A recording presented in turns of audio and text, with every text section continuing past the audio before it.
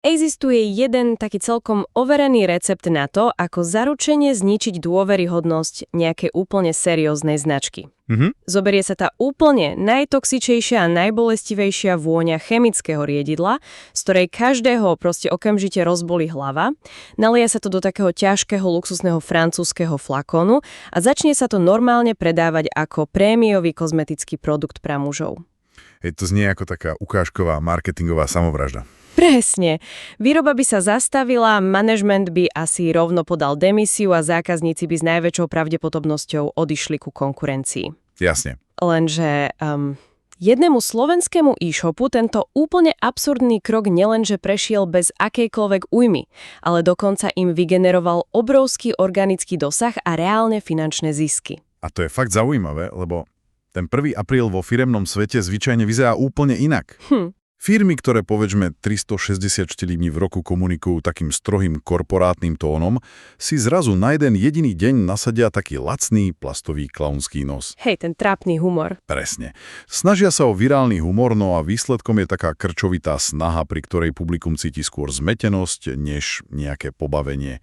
A proste každý len ticho čaká, kým sa ten deň skončí a veci sa vrátia späť do normálu. No lenže náš dnešný hĺbkový rozbor sa pozerá na kampaň, ktorá z tohto pravidla urobila doslova trhací kalendár. To teda áno. Máme tu pred sebou prepis video prípadovej štúdie a nejaké interné materiály od internetových špecialistov na farby a laky z e-shopu efarby.sk a ich kampaň úplne vymazala tú hranicu medzi prvoaprílovým žartom a briliantným psychologicky podloženým marketingom. A misiou tohto nášho rozboru je rozobrať tento fenomén na súčiastky. Chceme jednoducho pochopiť anatómiu takého dokonalého vtipu a zistiť, čo nás vlastne jeden neexistujúci produkt učí o skrytých motiváciách spotrebiteľov. Dobre, poďme si to rozobrať. Jasné.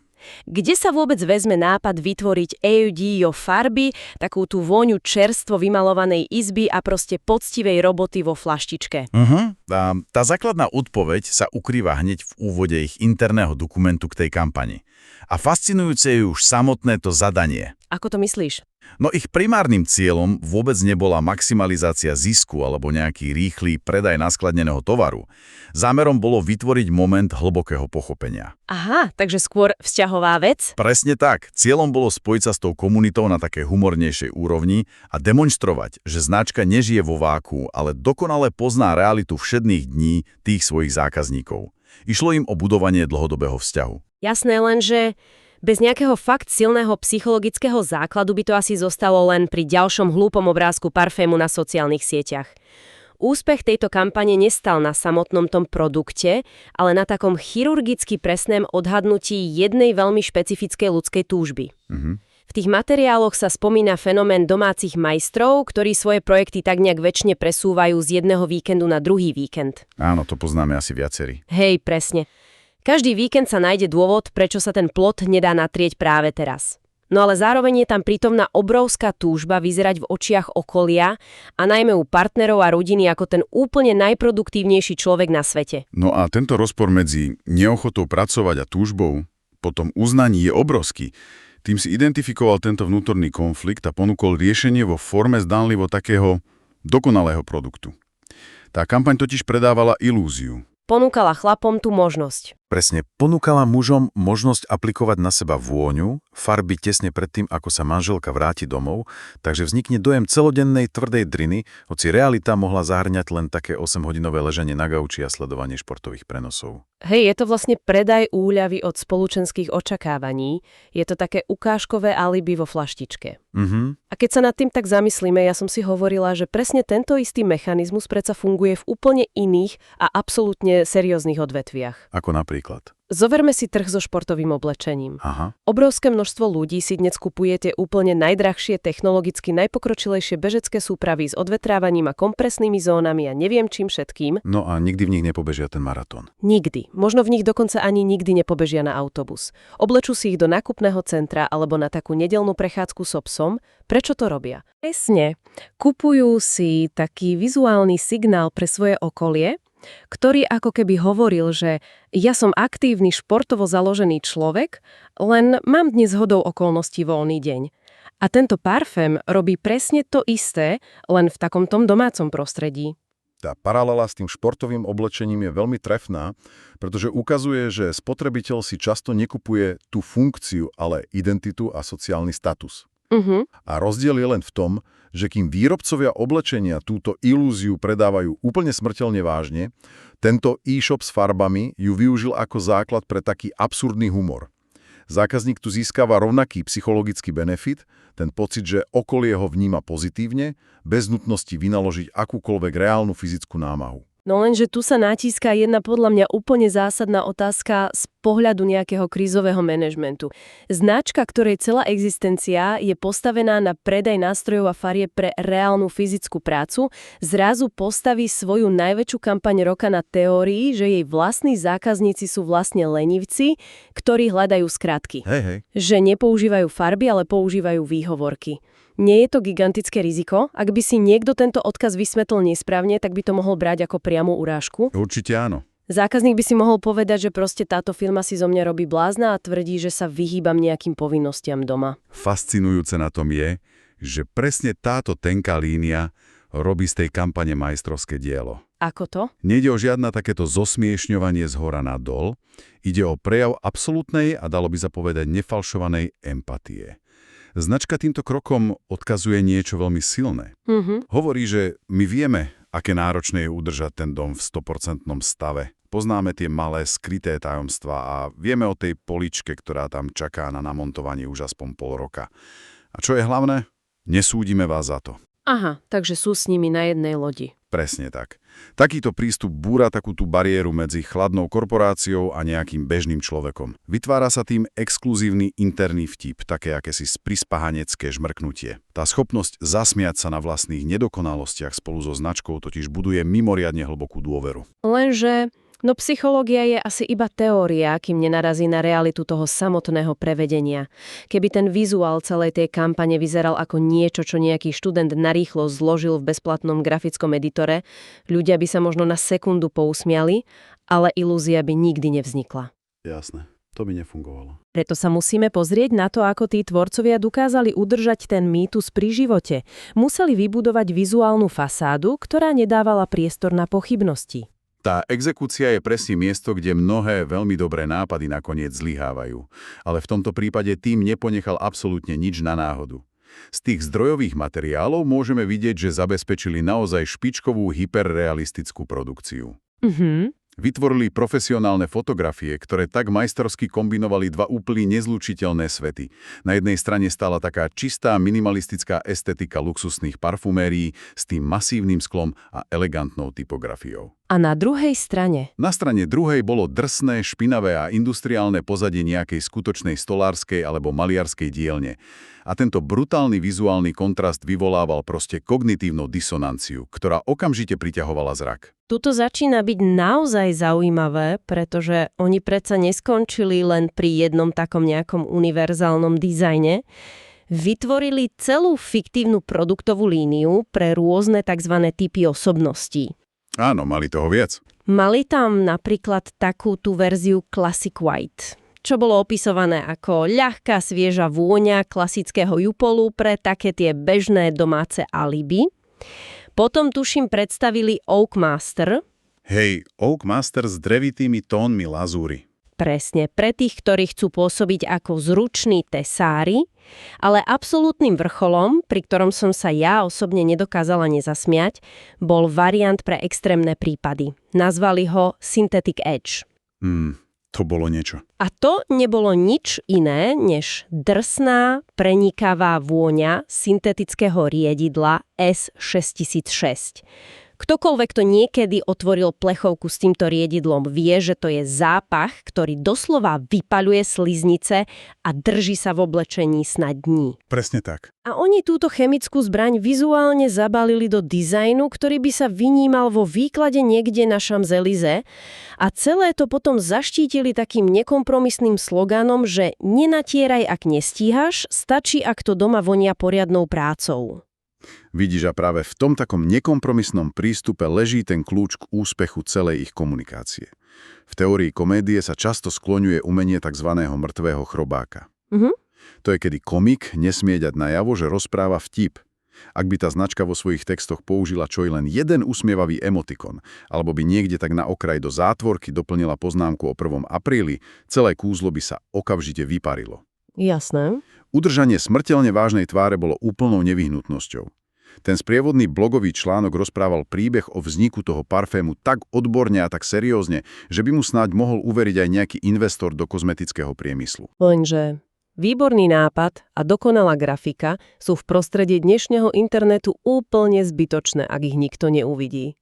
Žijeme proste v dobe, kedy sa každú hodinu zrodí nejaký nový virálny trend. To je pravda. Ako sa vôbec dá zabezpečiť, že takáto krehká bublina neprasne skôr, než si ju vôbec nikto stihne všimnúť a pochopiť? Udržať takýto vtip pri živote pre masy vyžaduje podľa mňa nielen obrovské šťastie, ale najmä brutálnu distribúciu v tej distribúcii. Čas bol v tomto prípade tým najväčším nepriateľom. Internetoví používatelia sú tak prirodzene skeptickí a navyše na 1. apríl v podstate očakávajú podfuky z každej strany. Čakajú, kto si z nich vystrelí.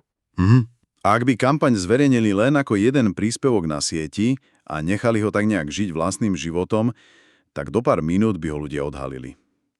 Preto tá stratégia spočívala v masívnom bleskovom útoku. Zvolili 8-hodinové okno, v ktorom museli spustiť všetky nástroje naraz. Proste spustili 4-fázovú ofenzívu, ktorá mala vyvolať efekt snehovej gule. Ja keď som si čítala detaily tej časovej osy, tak z toho až trochu mrazí. Vypuklo to presne o 7 ráno. Zákazníci si vo svojich e-mailových schránkach našli správu s mimoriadne šokujúcim predmetom. Znelo to, že koniec maľovania na Slovensku. To je silné. Tento predmet je z pohľadu psychológie e-mail marketingu absolútne zdrvujúci. Predstavme si, že domáci kutil, ktorý pravidelne odoberá novinky z tohto e-shopu s farbami, zrazu vidí existenciálnu hrozbu pre svoje hobby. Samozrejme, že ten e-mail okamžite otvorí. Jasné. Mne to normálne pripomína takéto komplexné plánovanie z hollywoodských filmov o veľkých lúpežiach.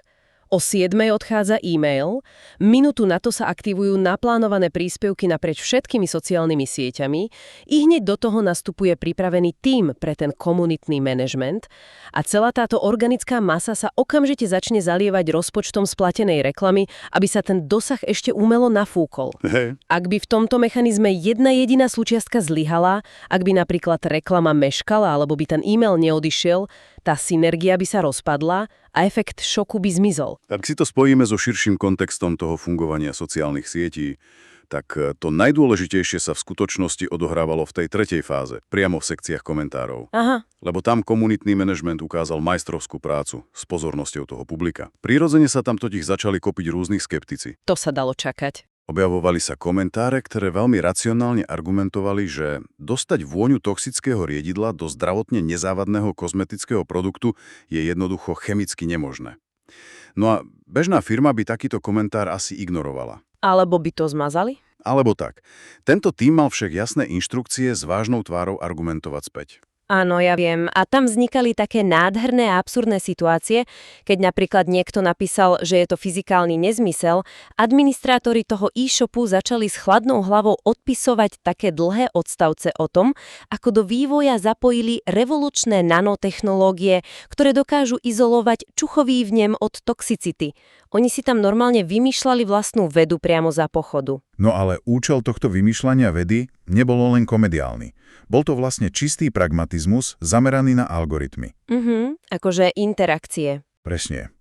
Algoritmus sociálnej siete nemá schopnosť rozlíšiť, či je tá debata racionálna, alebo či sa týka nejakých fiktívnych nanotechnológií. Algoritmus meria jedine interakciu. Vidí používateľa, ktorý sa zastavil pri príspevku, napísal komentár, dostal odpoveď a následne tam strávil ďalšie minúty písaním rozhorčenej reakcie. Jasné. Táto umelo vyvolaná konfrontácia vyslala systému obrovský signál, že tento obsah je proste mimoriadne pútavý.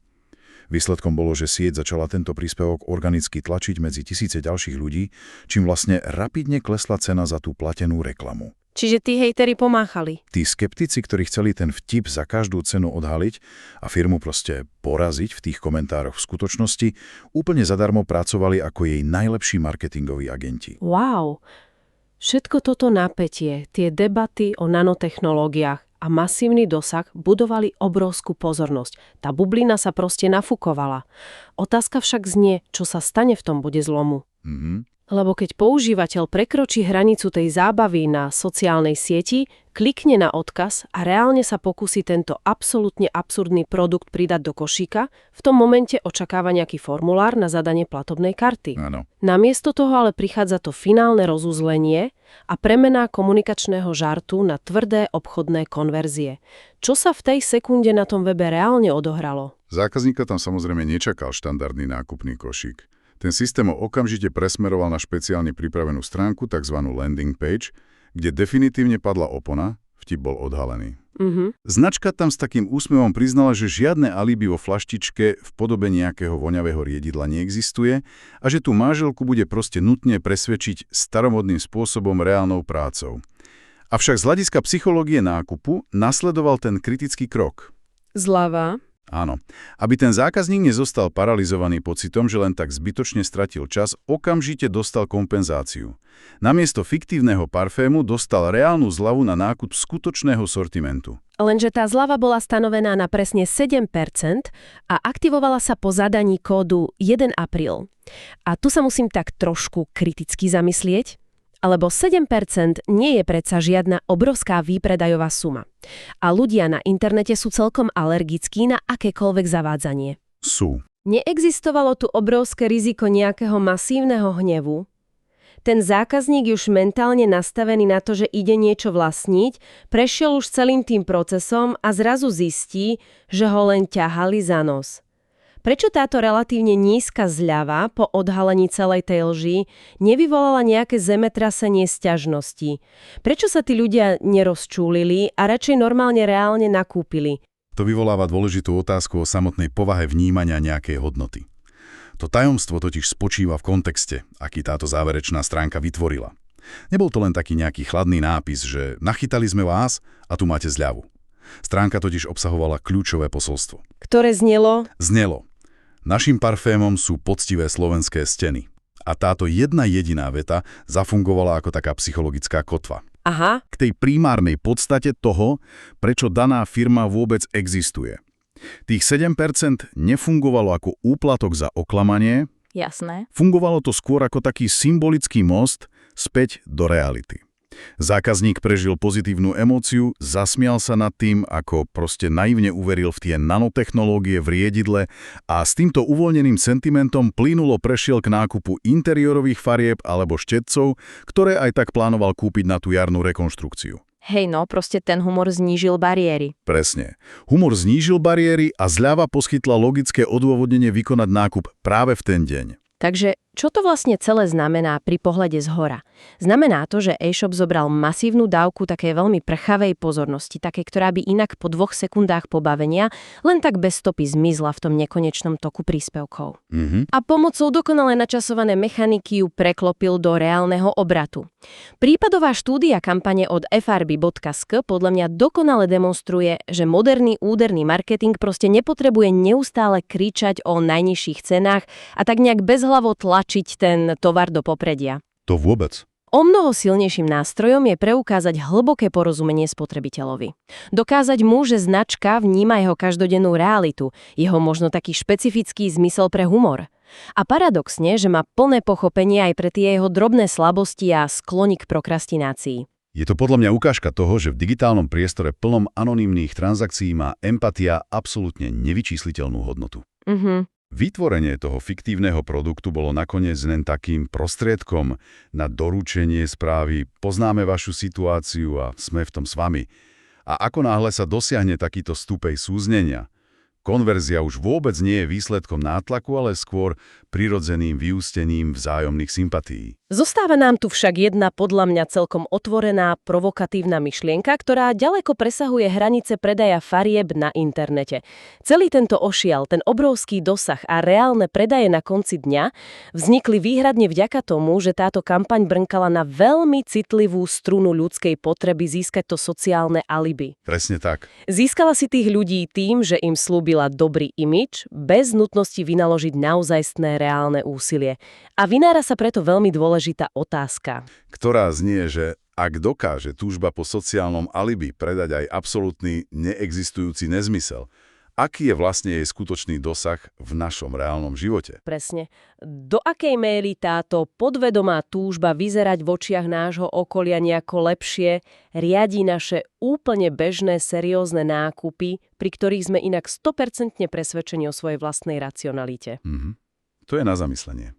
Platí sa naozaj za najdrahšie verzie softvéru na organizáciu času skutočne len preto, aby vznikol priestor na prácu? Alebo si tým človek len tak kupuje ten pocit, že má svoj život pod kontrolou? Alebo to auto. Hej, volí sa drahý model auta fakt kvôli inovatívnym technológiám motora? Alebo skôr preto, čo toto auto tým svojím nemým jazykom oznamuje susedom a kolegom v práci? Jasné. Možno proste v konečnom dôsledku len neustále hľadáme nejaký náš vlastný osobný parfém poctivej roboty, za ktorý sa tak môžeme schovať pred svetom. Možno je ten lenivý majster z 1. aprílového vtipu prítomný naozaj pri každom jednom pipnutí platobnej karty, len ten komediálny prvok je lepšie maskovaný.